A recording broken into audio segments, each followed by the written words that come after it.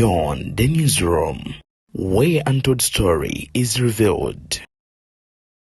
KBS TV kutusako Friends of MC Meya omuweereza waayo aweereza omuntu wa wansi okuyita ku mpewo zaayo ne ku TikTok ng'ayita mu kitongole ky'ekirwanirira eddembe ery'abasajja ekya Equity for Men. Kati abaami n'abakyala mwenna abalabi ba KBS TV bw'owate wavuluma na luli jangu ovulumane ne MC Meya ku luno nga 12 Ogw'omusanvu wali e Nansana-Ganda ku meeting point. Tukeereko tulonda obupapula w'okuwangula ebirabo omuli fridge, flat screen ne sente nkalo jangu onyumirwa endongo y'ebinyanyanyanya ne Suna Ben oseka oluserugende lw'abayimbi omuli Acidic Vocals, Lili Puzzle Lunabe, Bettina Namukasa, Let's Cartel, Victor Rosa, The Agent, Kabako, Bazabaza, Aizon T, Tom D, Bobby Brown ne Niro, Biswanka, Ashro Wempere banemeddewo ng'okuyingira mutwalo gumo VIP emitwalo ebiri emmeeza emitwalo 5 emmeeza VVIP akakane nga bino byonna biwagiddwa Salon and Sansu Center Kuhama, Balloon Power Center, Skype Stores and Travel, Julu Quality Properties, Dr. KG Buildings, Tim Bakery, Viva Organic, Sylvia Auto Parts, Natty Hands-On School of Skills, Bulwanda Real Estate, Friends of MC Meya, Twesangeyo. You're welcome to another edition of Beyond the Newsroom. Njagala okubira nga mbebaza nnyo. By the way bana naku zino banyiivu omwana yaŋŋambye gwe fala lekerawo okweyogeza eyo accent ffe byo tetwagala kutumanyira omwana nangoba ku luzungu bwati neŋŋamba ensi eno kibi wano weetuuse abawagizi bwe baba bakamaabo so bagamba nti ABCD nga nawe okkiriza waliwo yaŋŋamba okkiriza naye nga obagatta wali yaŋŋamba toddamu n'otuleetera eryo erisajja eryo ery'enviiri eryobote neŋŋamba yiyo omusajja wange bamwagaza wagira wabero bo bamanyi nti nno channel twava wala nayo tebamanyi wajja oba balowooza omanyi ffe we have invested a lot kakati some people don't get it balabanga ffe aba benefiting ennyo ekiyitiridde but it's not because of that we have invested a lot and because of our investments gwe tosobola kujjukira muntu yakugamba nga channel yo erina abantu 2 n'akugamba nti bw'oba tompa ssente sikola tosobola omujjukira era ogamba naye omusajja yampisa bubi mamanyi waliyo yasaba 5 ne kati buli we mulaba seka exactly naye kati essaawa eno ayinza okwegomba okujja wano ate n'omugamba nti nange sina budde oba n'omugamba nawe mpaayo 5 okyegedde bulungi nnyo so our investment ffe ng'abantu twala eri ebibuuzi byoggwe our investment ng'abantu abantu abamu bamanyi okwerabira ne beebaka naye investment yaffe ffe gye tukoze ebadde mu human resource nti nze we have invested nze nkoleddeko emyaka nga 10 nga nkolera bwereere naye nga nkolera ekintu eki experience era nze nina experience mu bintu biki bingi si lwakubanga nti tekyali mutima oba mutima gutya sinti oba nali mugagga nnyo mbu nali seetaka sente naye waliwo otuuka nga olaba sente ziyinza okulemesa okufuna ekyo kyolina okukola ki okubako wootuuka okay mbandiza nate ndina omukulu wa bote nzeddeni abatuusaako ensonga azisa amasonga ku Beyond the Newsroom omanyi kirungi okubeera omusiimu eri abo bonna most especially abalabi baffe balungi abonna abeewayi ne balaba video zaffe ate ne basubscribinga omwezi guno tucelebratinga basubscribers 5,000 mu mwaka gumu nga tuweereza bannayuganda ekintu ekyo nno kyanjawulo era olwawo ekisanga bangi batobye n'ezi YouTube zino okuweza abantu 2,000 nga atutte emyaka ng'ena naye mu mwaka gumu tuwezeza basubscribers 5,000 awo nno wetugambira nti mutukoze obulungi obutenkanika akati era nensaba video eno ogimpere like ate era nawe atulaba nga gwe munweni gw'ogusoose osubscribinge ku mukutu guno ebinyuma ate oba oliawo ebirimu n'okuyiga wojogenda maaso n'okuba nga ate obisanga oba tutuukidde olwaleero nga nabaali mu kibiina kya National Unity Platform ng'embeera eyongera okusajjuka buli lunaku olukya Latif Ssebagala Obujulizi ne chairman Nyanzi begudde Malaka ng'onaagamba Nyanzi lekerawo okweyingiza mu bintu by'ekibiina okubeera nga gw'osalawo ani afuna kaadi n'ani atakola ki atagifuna ne twebuuza bino ebintu byatuukawo ddi nga ne National Unity Platform eyina sale owaayo. Nyanzi watuuse alabika afuuse sale wa NUP. Mu kibiina kya National Resistance Movement NRM President Museveni ku lwadi wakutaano yali agenda maaso n'okubanga agenda for nominations. Abavubuka bangi ne bamuwerekerako ngera bwe kiri nti be baasinga n'okufuna abakulembeze abangi aba NRM abavubuka ku mitendera gy'abavubuka mu kulonda okuwedde twalaba namungi w'abavubuka. Ne kirabika nga abaana bali mu ssaati za yero banyagulula abantu mwe mwali ne yali Assistant Inspector General of Police omukyala bamuyitani Akulo something like is it Akulo ne mutabani we yakubwa by the way ku lunaku olwo ne babbibwa olunaku lwajjo bakwatiddwa ne baleetebwako mu kooti abavubuka abo n'ekyo ennaku abamu ku bo nga bagamba baatuwa omutwalo gumu ogwa ssente kaakati mutukutte sife abaakubye abantu sife twakoze bino omulala nti omwana bamugye waka bannange n'abakyala yanona abaana ne babawe mutwalo n'agenda nga bw'omanya ebbula ly'ensimbi ery'ennaku zino naye omwana bamusibye bannaye embeera eno ng'avumirira oba oliawo embeera bwetyo anyway ne bisigala awo nga biri mu masekkati naye NRM ne bw'oba oli muwagizi w'ekibiina tokkirizibwa kola fujjo kuba oba munnansi munna Uganda ye abaffe bo bawagizi b'NRM teri alina buki bujulizi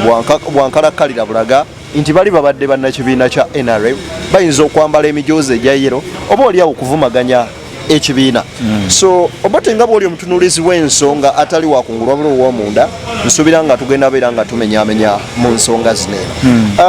Naye tutandikire ku nsonga ya Alhaji Latif Ssebagala. Vidiyo eyo owagirabye bulungi Latif nga yeemulugunya? Namulabye nga yeemulugunya. Era Latif Ssebagala basajja bannanfuusi nnyo. Waliwo kye tuyita obunnanfuusi nti Latif Ssebagala bakuba ebibiina bye baali mu tteke ne bayingira National Unity Platform. Naye engeri gye bayingira National Unity Platform bagiyingira ku peesi mbi, bagiyingira mu mbeera ya kugifunamu, tebagiyingiramu kugiyamba kukula kuvumbavumba kubanga bw'obanga olina kyokola nga oyagala kubaako engeri gyoki bw'oyingira mu kintu ng'omutima gwo gugenze kukifunamu nga togenze kukigattako. Kati bagundi be bati bayingira ebibiina ebyo bangi nnyo babiyingira era ne bibaleetera ebizibu bingi nnyo. Walabako muganda waffe ow'ekitiibwa Mathias Mpuuga yabeera mu kibiina n'afuna n'obukulu mu kibiina obw'amaanyi ennyo era n'akibeeramu naye kyamaliriza kimutomedde kubanga engeri gye bakiyingiramu baagala kubaako engeri gye bakifunamu naye ate ne batalowooza nnyo ku ngeri yakizimbamu kubanga ffe twavangayo nga tubagamba nti ekibiina kino mukikuliza ku mutindo omufu ogwa Kristo Yesu.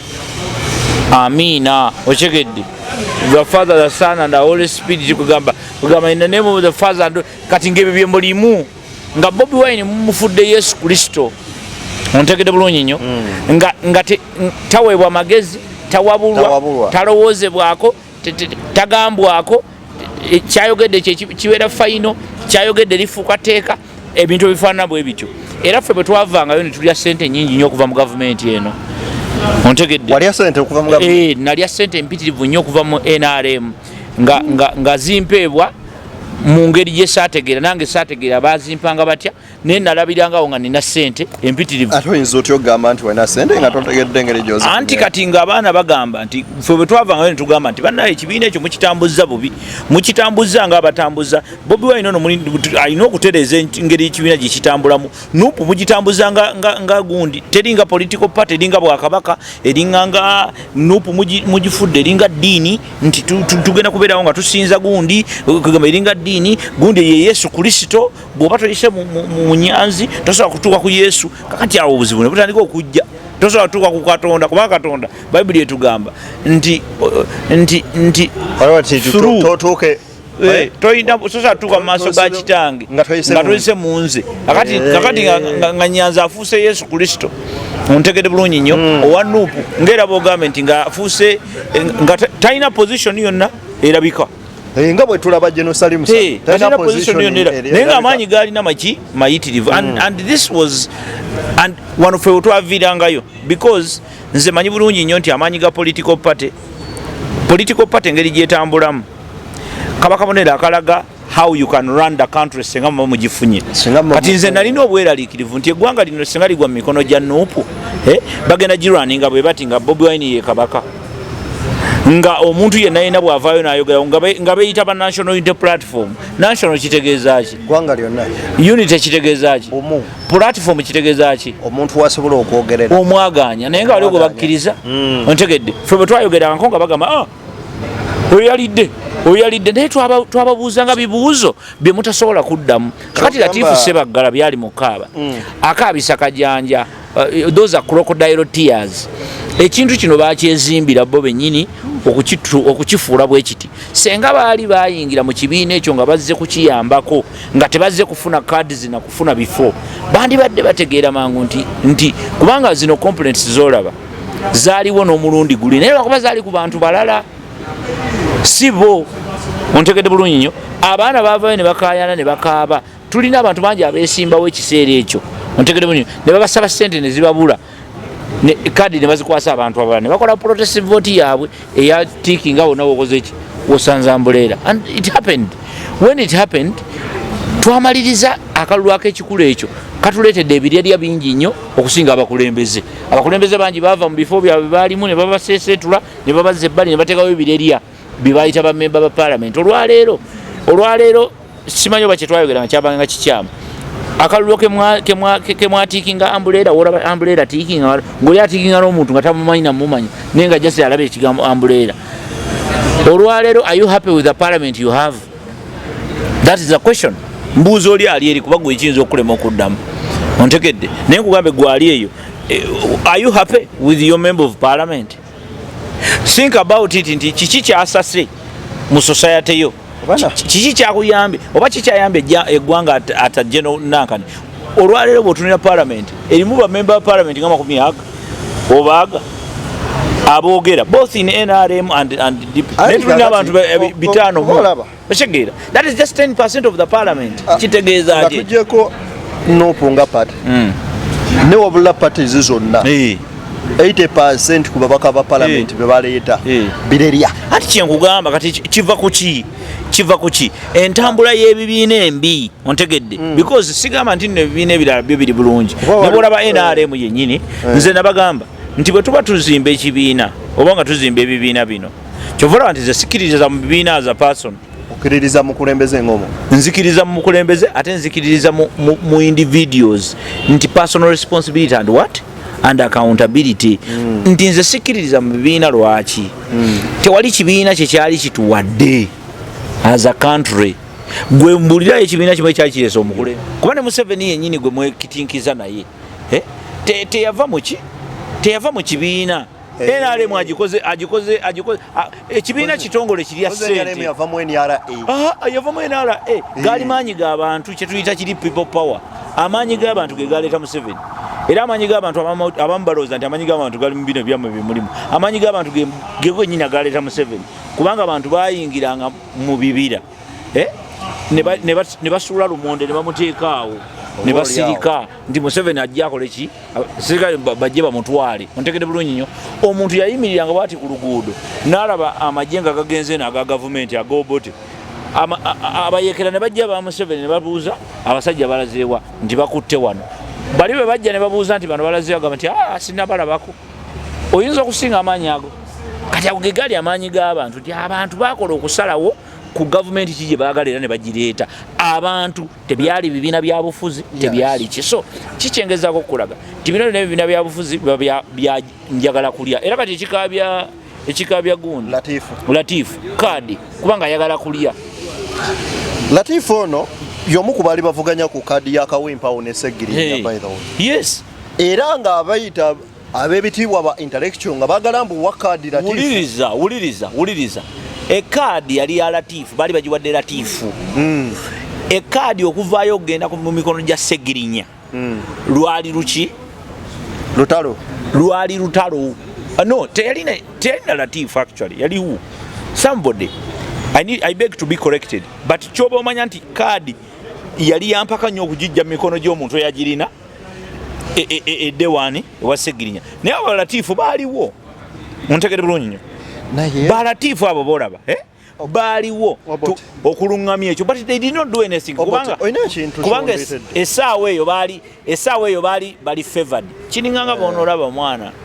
ng'olina ekizibu ng'oli ewaka ewuwo n'okwata omwana oyo omwana najja n'agamba n'omugamba nti landiroodi bwajja mugambe tisiriiwo ontegedde era omwana na successful n'akikola naye omwana olwajja n'akulimba kijja kuluma owulira obulumi obusooka obusembayo kikyengezaako okulaga nti bano baatunuuliranga koyini kubanga yali ku sayidi yaabwe kati essaawa eno koyini ekyuse batabusi so bakabisa those are crocodile tears. Nina kibuuzo Alhaji Latif abaddeko mu parliament for over 20 years. Yes. I mean 10 years. Omuntu asavinzeko ebisanje bibiri mu parliament akyanoonya akyate kati ku bwa meya. Anti buliriza politics mwamufuula business.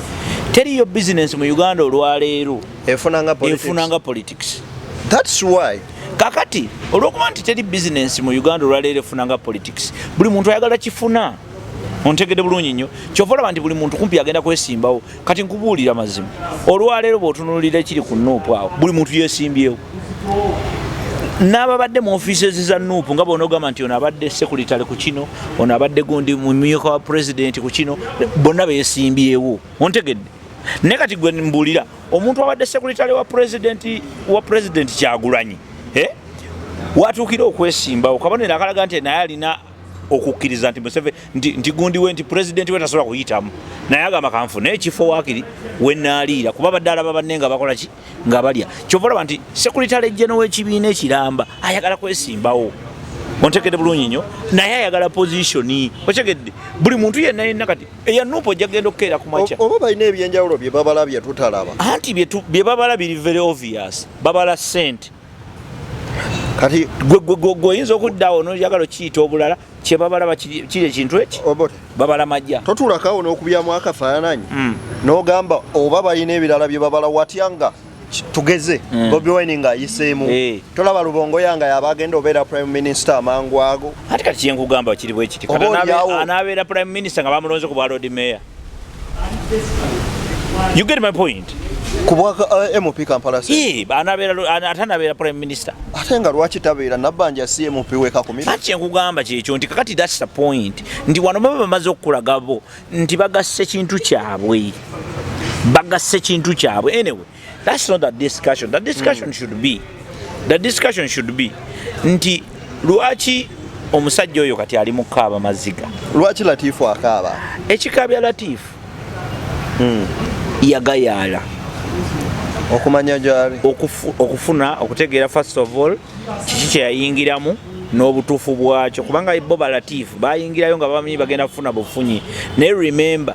buli lwofuna oteeka okufiirwa kakati essaawa ya Latifu okufiirwa yeeno ontegedde bulungi nnyo kakati ekintu kye bagendamu tebategeera Boba no be basupporting embeera eyo okubeera gokimanyi no basupporting embeera yo gamba nti Bobi Wine tagambwako tasobya Bobi Wine tasobya gundi bye bigambo bibayogeranga kati ebigambo bibayogeranga bye bireetedde ekibiina okufaanana nga bwe kifaanana kati Bobi Wine kubanga gwe kyoba omanya gundi represents Bobi Wine Nyanzi represents Bobi Wine gwe omuntu yekka atategeera yayinza olowooza nti nno Nyanzi akola ebintu ebyo ku lulwe nga ye Nyanzi ali represented by ya representing Bobi Wine nti Nyanzi ye mubi yanya mulumbe ontegedde bulungi nnyo ye mubi otegedde bulungi nnyo nti bino byonna byonna nga bigenda mu maaso tolowooza nti nno abikola mbu Nyanzi abirimu yekka otegedde bulungi nnyo kati ye oli Bobi Wine ali wali abalira wanaati if you remember fabamanyi ebintu bino abadde bajja babigoberera tubadde nga tukiraba ontegedde bulungi nnyo nti ye adda wali n'agamba nandirowoozezza nno bwe nti kino kye twandikoze okategedde bulungi so awo we tuli nti tuganye okukkiriza amazima omanyi obulimba bubi nnyo buli lwolimba n'otuuka ku level naawe wennyini gwe wennyini n'otandika okwerimba otegedde obuzibu bamaze okukola ki okujja kati bo bano balatifu beerimba nti basobola okukozesa nuupu as a tool okufuna bye baagala ne batamanya nti ne nuupu yo yennyini ate naye esobola okubakozesa okufuna kyeyagala otegedde bulungi nnyo nti koyini bagitunulira sayidi emu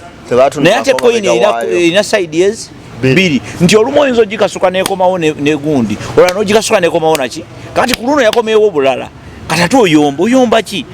twakibagamba twakibalabula ffe bwe twakibalabula mwe ne mugamba nti Museveni atuwa ssente kakati essaawa eno ye Latifu ani amuwadde ssente okwogera ebyo byayogera waliwo yamusasudde Museveni yamusasudde Latifu ekyo kyengezaako okugamba nti now this is where politics has gone so wild nti tuganye okukkiriza that truth politics si buli politician nti asobola obeera omukulembeze kubanga politics wanjawulo nnyo ne leadership ontegedde newankubadde politics ke kasengejja ka leaders kaba leaders kakati abantu abamu balowooza nti bwe basobola ozannye n'ebyobufuzi ne mu leadership balina okubeerayo direct waliwo bapolitician abamu nga bakoba ku politics waabwe muzannya nga babayita ba king makers ontegedde nga bo si be bamaliriza wali omuzannyo ontegedde bulungi nnyo defender si yateeba naye ate yagaana goolo okunywa ewammwe neguba mulimu gwa muteeba era serebule bwe muba mugikola mwenna so kati bano baagana okuzannya omuzannyo ogw'ekikulu ekyo ne bazannya omuzannyo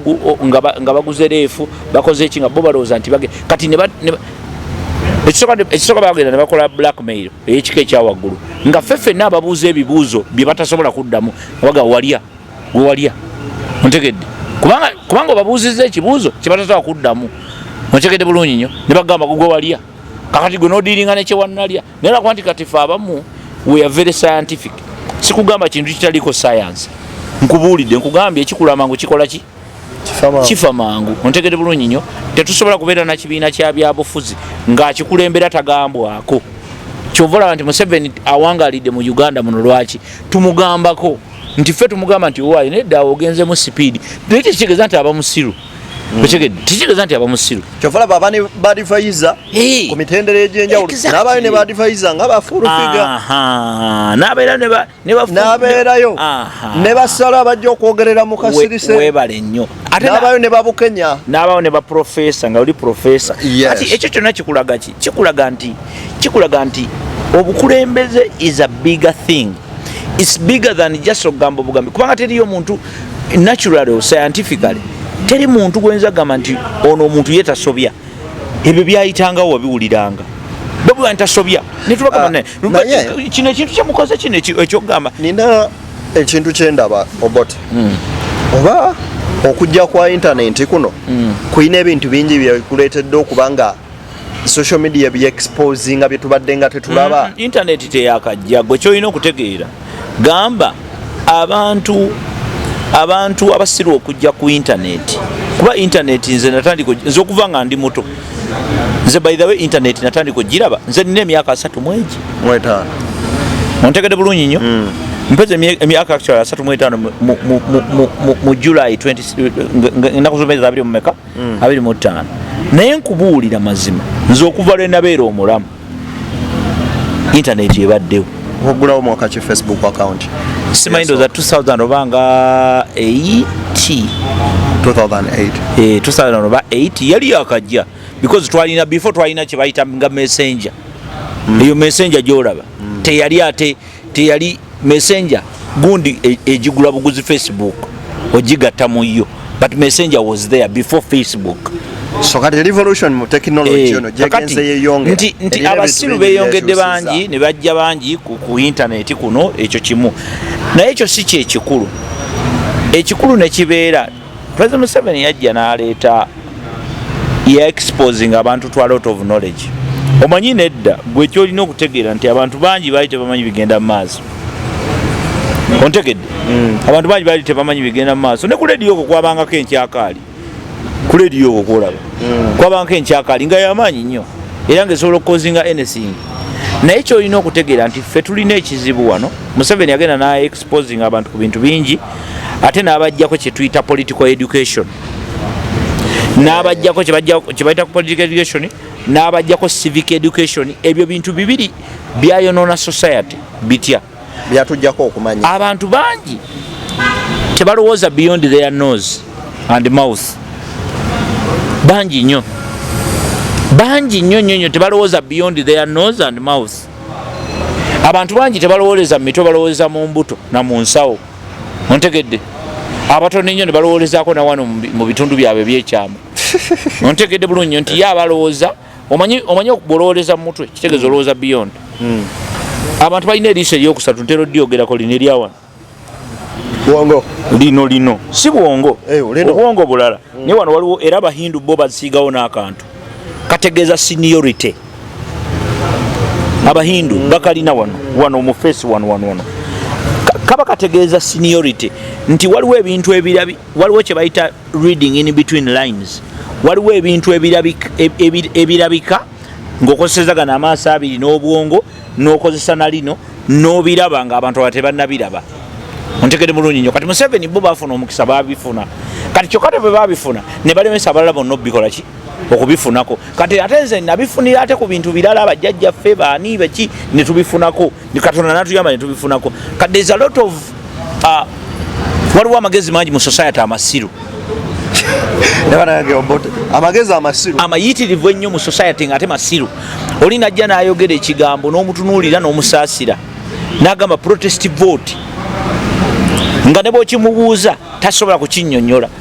nti ne pulezidenti waabwe yennyini tamanyi kinnyonnyola what is a protest vote anti nkubuulidde kubanga naye namuwulirako ng'akinnyonnyola nenzigwamu amaanyi nali manyi nti bano bakyogera nga bafuutu soja nti bambi bo tebasobola tebabitegeera sajja bagamba akaluuka kwekalakaasa ate akaluuka okwekalakaasa tosobola kwekalakaasiza okakole tekisoboka because omuntu eyeekala ali mu kwekalakaasa teyeetegereza katosobola kuuma kintu ontegedde bw'oba oli mu kwekalakaasa you cannot keep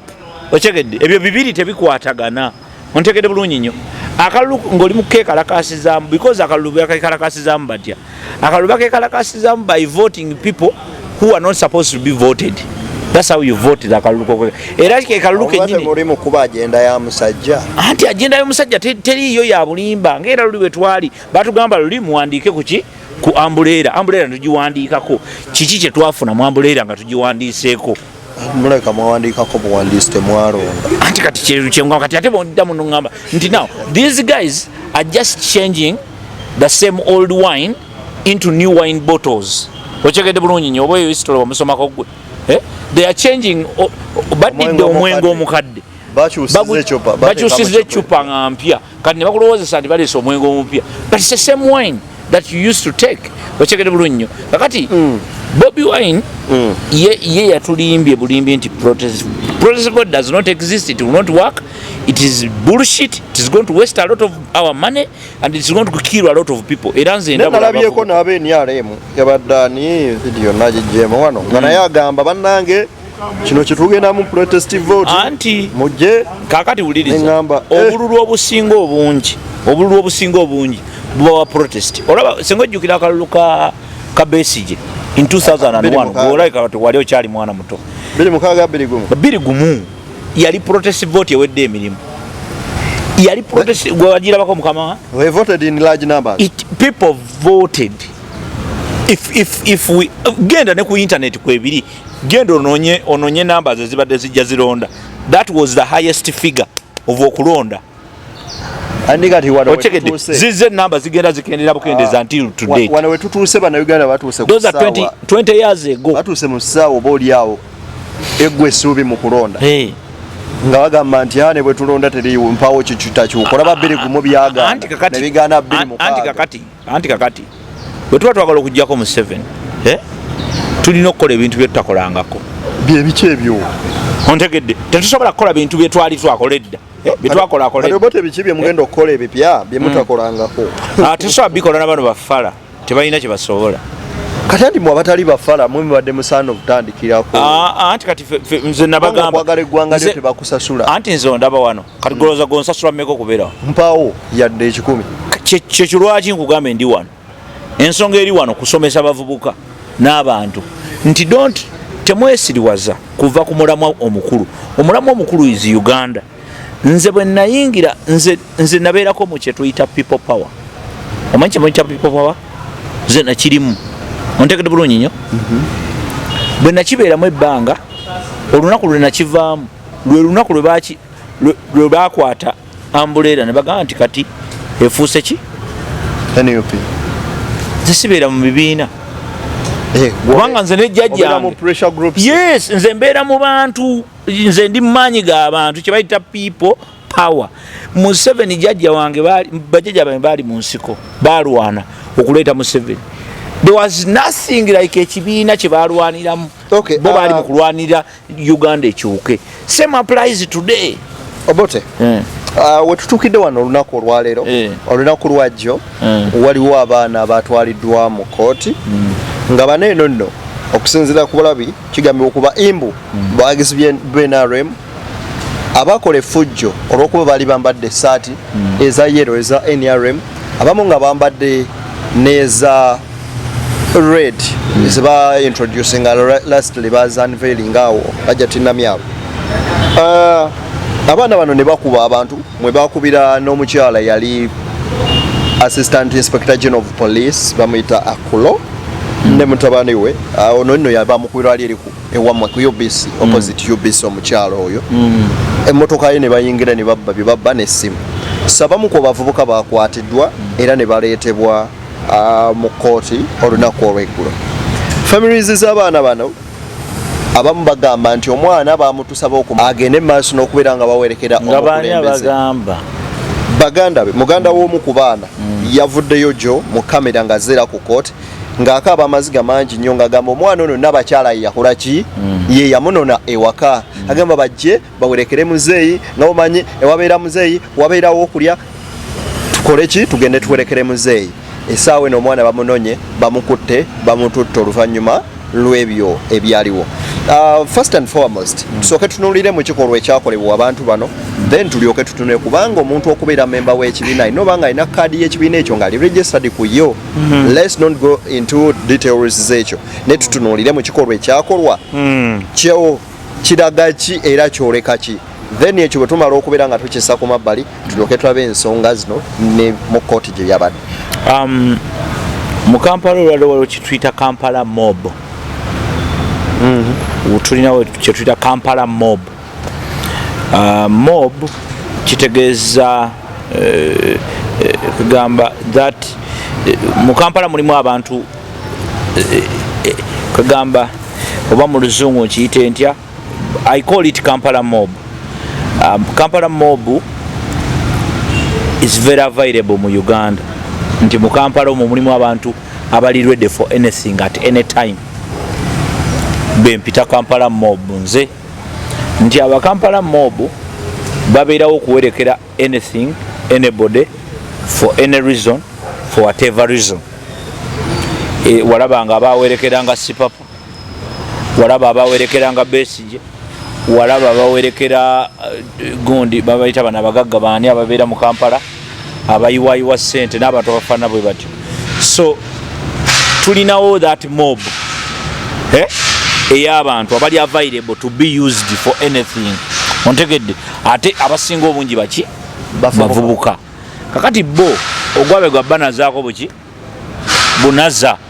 nti waliwo kino ne bajja ezo t-shirt okuzibawa oba bukisawo kyabwe ne bajjamu ne bambala ne batambula ne batandika okukola kyoyagala so kakati ebibiina by'obufuzi bibakozesa nnyo kubanga wano bali beera available era abo tebalonda boolaba era tebaba na kaadi kubanga tebabako na bibiina byankalakkalira nti nze ne mu kibiina gundi owa Nuupu bwajja nga baagala muwa vibe nga bamuwa waliwo n'ababoodabooda iwamu amafuta ga mutwalo kasi obamu ga mutwalo baga ebiri kisinziira bw'oyiwamu ag'ebiri balina bwe bakukomya bw'oyiwamu ag'esatu balina bwe bakola ki so kitegeeza ki we have a very big group of idlers otegedde abazungu babayita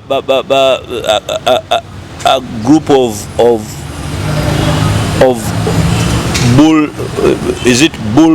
bull balls or something like that. These guys are so many, they are very available. Goon bali awo bali very available bali ready for movement kakati bino bye mugamba nti no babadde benaalemu se babadde benaalemu babadde babakozeseza emirimu gyenaalemu kakati mu bo bakola bwe bati abaana abo buli lwe babawo omulimu lwe bafuna chance nabo okukola emirimu egyabwe nga bo ontegedde bulungi nnyo kati bamuwa omulimu ne babagamba nti mugenda kubugiriza mukulembeze w'eggwanga agenda kujja Nakasero ontegedde munda mu bo mubeeramu obugaali bwabwe ontegedde bamanya nti bwe tugenda bwe tuti bwe twambuka tukomawo n'essimu 2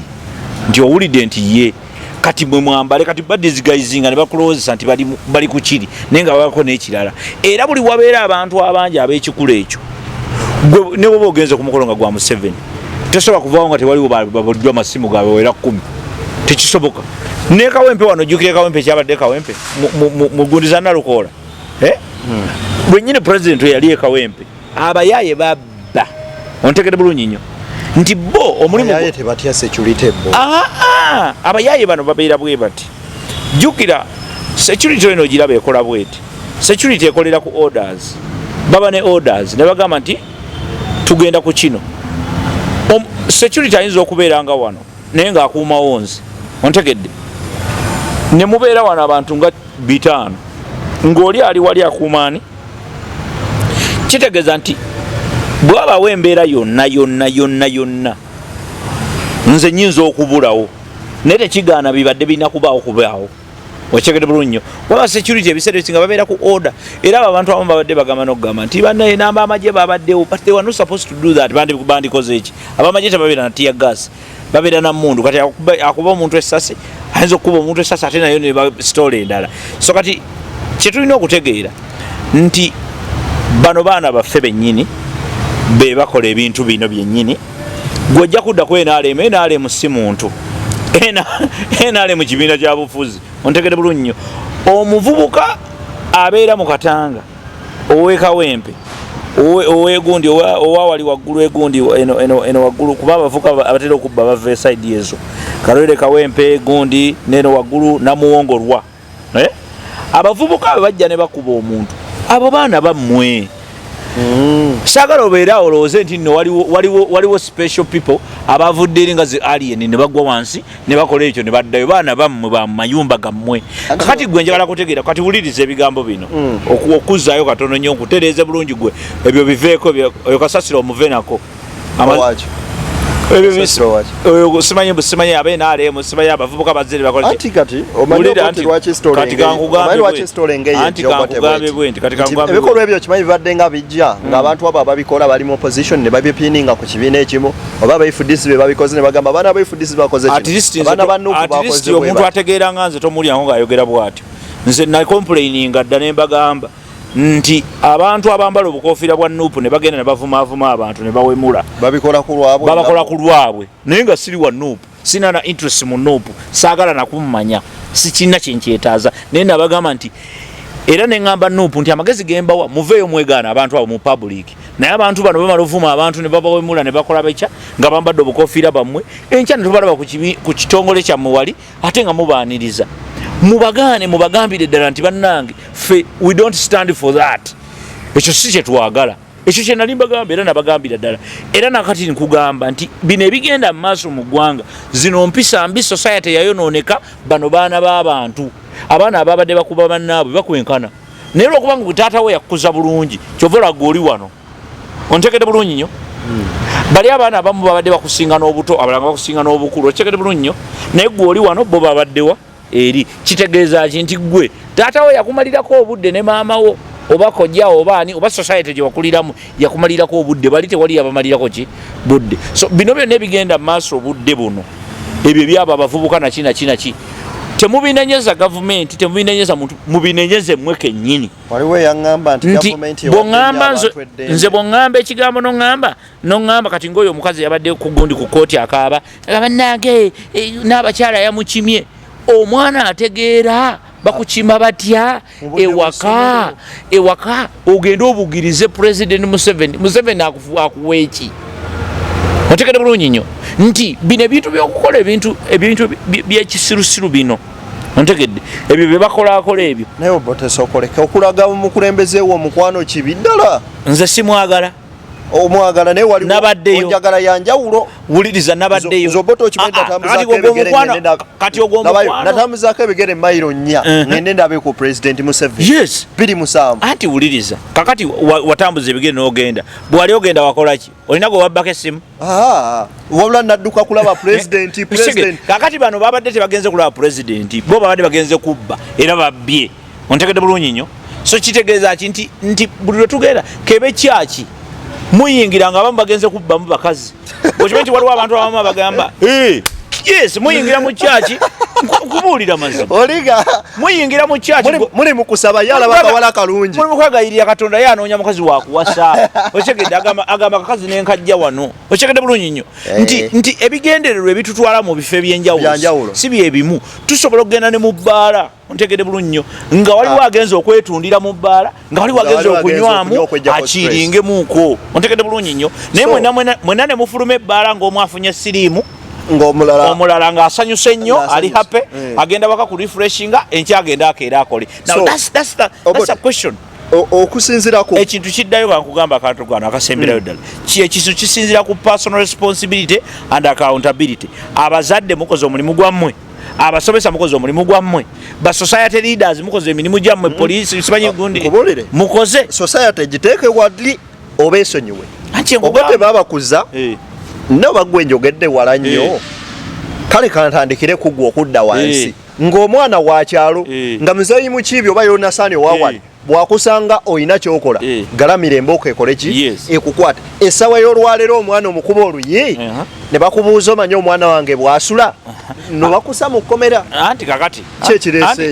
anti kakati kikirese embeera nkugambye nti wano tulina obuzibu President Museveni yagenda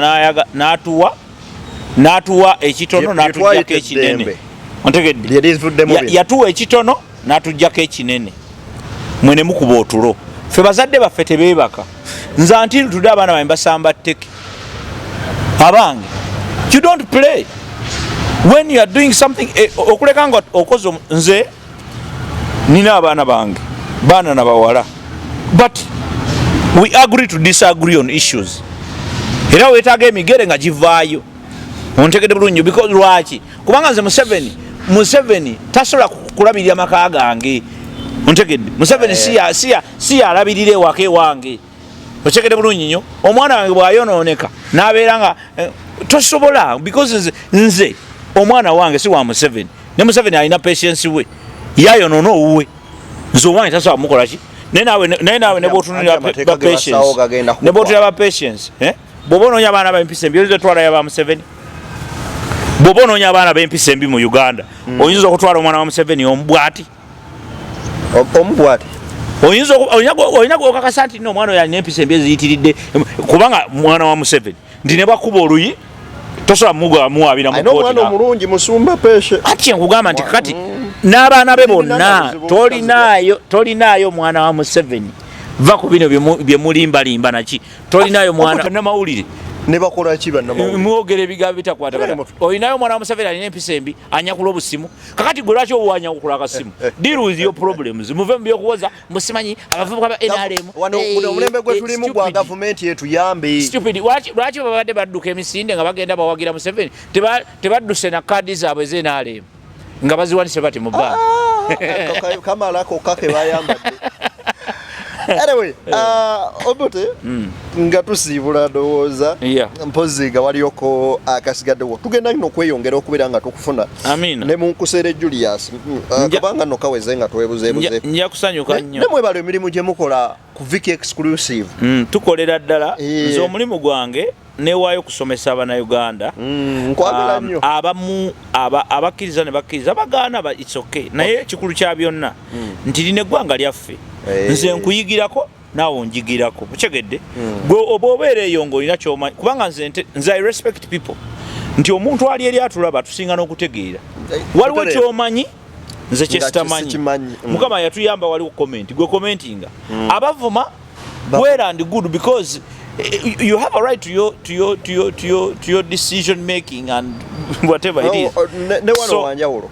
so kitegeeza nti tulina okutambulira wamu ng'eggwanga. Okay. Bwe tuba twagala okukyusa eggwanga lino tusobola tutegeere nze nsobola ki. Otegedde bulungi nnyo. Tulina okutandika okuwewa embalirira ata personal level. Otegedde bulungi nnyo. Gwe oba olemereddwa okulabirira omwana nga bwe nalabye omukazi yabadde akaabira ku kkooti. Otegedde bulungi nnyo. Gwe ŋŋamba tyambo bazze ewaka ne bakima mutabani. Lwaki bakima wuwo? Yatalina byakkola. Era wuwo yatalina byakkola ne bakima wuwo muganda ogwo bakima ne batwala agende abugirize omukulu ng'agenda kima kadi agenda kima kadi oli kitaawo mumuleke bw'oba omwagala nnyo mulinde omulonde. Okay. Otegedde naye so sikola eryo fujjo kubanga abantu bangi bajja kubeeri ate kankubulire abayaaye bo banoonya opportunity. Ontegedde omuyaaye bw'alaba gurupu eriwo abantu abo ye waayingira bwe yeesogga bw'alaba nti omukolo gw'abagaga guguno ye omulimu gwe guba gumu ng'ayambala ekkanzu ng'ayingira waliwo omuyaaye omwe gwe baakwata eyo twaliko omukolo gwe twaliko omuyaaye baamukwata omanyi kye yakola yagenda ng'ayingira abantu yagenda ku mukolo nga yenna ali very smart akola emirimu okufaako obufi bw'ajjawo kino bw'ateekawo kiri bw'asikawo n'entebe bwagira bw'atuuza abagenyi bwakola ki eddakiika zaayitawo ng'ana nga buli omu agamba essimu yange obadde naye wano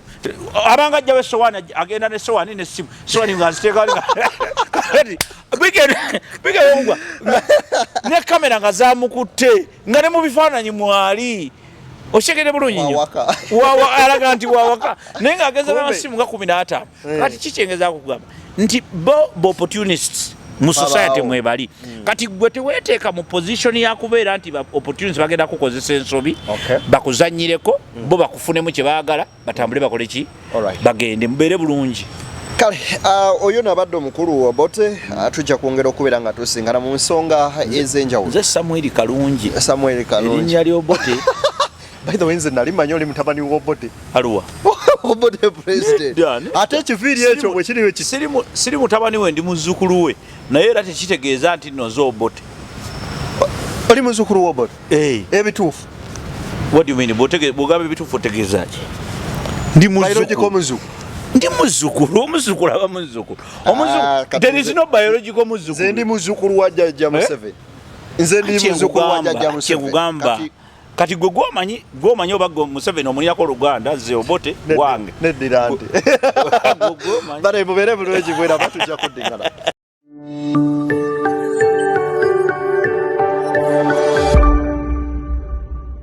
Beyond the newsroom, where untold story is revealed.